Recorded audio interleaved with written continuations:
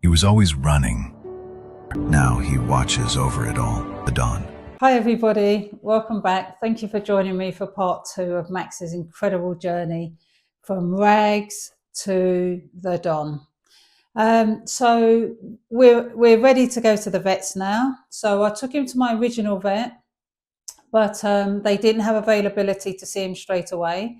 So I took him to another regular vet that I used, and they was able not to see him that day, but they could book him in for the very next day. So I said, "Yep, that's good." And I didn't want to. The other one was a lot further away as well, so this one made a bit more sense. It was a bit more local, so I booked him in for that vet. I had to put £350 down straight away. They don't look at strays unless you pay up front. And so I was more than happy to do that, because at this point I'm just thinking he's a trap new to return. I'm happy to just get him sorted out and send him back. I didn't actually want to take any more cats into my care at this time. I had just had another couple of cats from the Cats Protection League. I had them for like 6 or 7 years. They passed away, and I just didn't want any more cats for the time being. I wasn't ready. I wanted a break, and clearly somebody else had other plans. But what can I say? So anyway, I got him all booked in. They said, "What's his name?" Now we'd been calling him Malcolm the whole time. So, but for some reason, I just said Max, because Max was a bit more fitting. It was shorter, and obviously I had him with me, so I didn't really want to get him any more stressed. So he just got registered as Max. So I booked him in for the next day. Took him. That was the receptionist. So I took him back the next day, and I was then being seen by the clinical nurse who was going to be helping with the operation for Max and sorting him out. And so she was getting really angst, and she was saying, "Well, we can't seek strays unless you pay for them, and we're not going to do any work until you pay up front and everything else." I said, "I think if you check the file, you'll see that I've actually paid." And I think she was so surprised to see that I'd already paid the day before. Her whole attitude changed anyway towards me and dealing with Max anyway. So her and the vet took him upstairs, and then I was still in the reception, and you could hear a thud on the floor, and then you could hear scuffle, scuffle, scuffle. And later on I found out that he had actually escaped the cage, and they was chasing him around, but obviously he's in a trapped environment, so that was quite funny. So I went away, came back obviously to pick him up. And so it was a lot of treatment. Even on that first day, they had to cut his face to stop the pus from, because he had been infected from another cat, they believed. Obviously they had to give him antibiotics as well for that. They neutered him, they chipped him, they had to chip him to me, which I didn't mind, because obviously if he had got injured, or if he had been found when he was out, then at least he would come back to me, and then I could continue to pay for his vet bills, etc. So all this time I'm not thinking he's going to be my cat anyway, but I'm like, yeah, whatever, just get him treated and everything else. So yeah, all of this treatment they had to give him. They couldn't do his teeth. They said his teeth were really bad, and it wasn't like life threatening, but would need to be done over the next few years.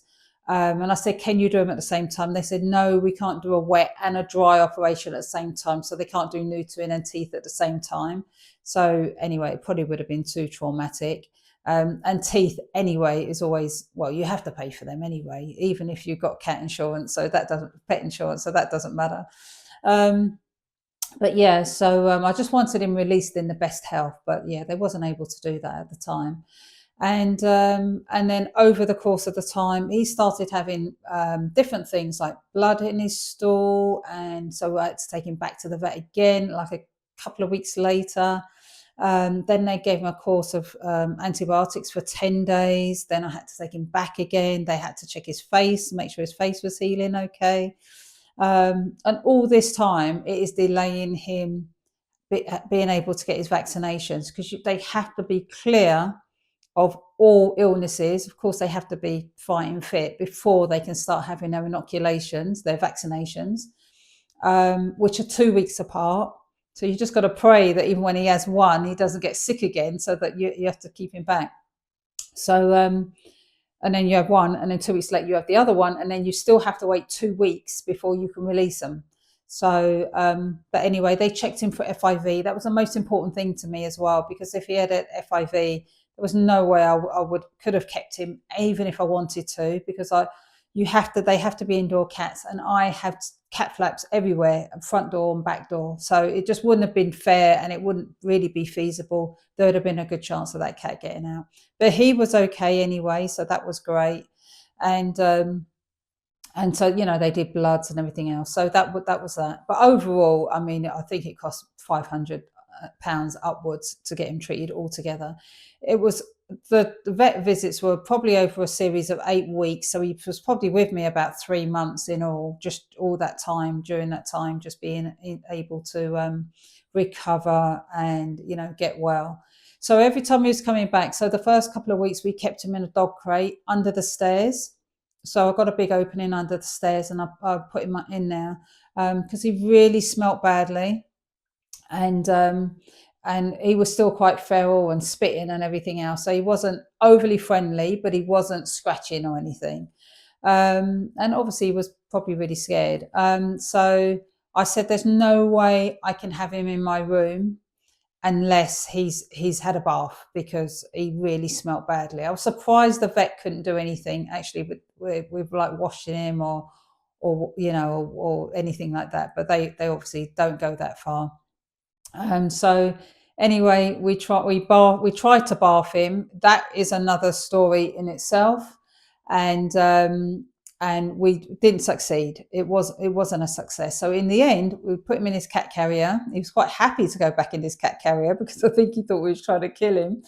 And put him in his cat carrier, and then we showered him through the cat carrier, which was a real success. And then my flatmate, actually, one of them lent me the hairdryer, and the other one just blew dry him. And he was leaning into the hairdryer, so he really loved that. Then I was able just to let him out in my room. Not let him out, but put the cage in the room on my windowsill. I've got a really large windowsill that goes out, and I put him on there.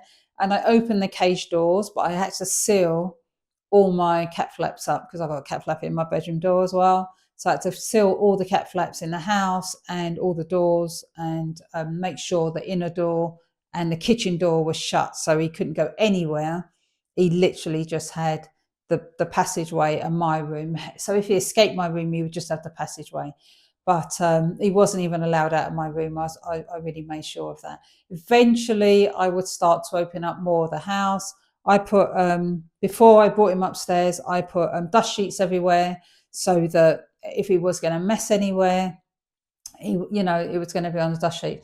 But he was, for a stray cat and a feral cat or semi-feral, he was incredibly clean and tidy. He only went in his litter tray to go toilet. But when he went, it was very potent. So I had to get up at 3 o'clock in the morning, and it didn't matter what time. I had to change that litter tray because it was really bad, obviously, and then just completely air the room and stay out of the room. So, yeah, but he was incredibly clean, and I was really surprised, really lucky, I guess, that he wasn't wild and vicious towards me.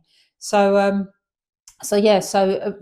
that actually it helped more of his recovery as well. But I don't want to spoil anything, so I will let you know the final results in part 3, and that's it, the final part of the journey and the release. So he did obviously get released as well. So it's an exciting time for him. And so follow for more, subscribe, and then you'll get notified when the new one gets released. But I do understand, and I appreciate your support. Okay, thank you. Bye for now. See you at chapter 3.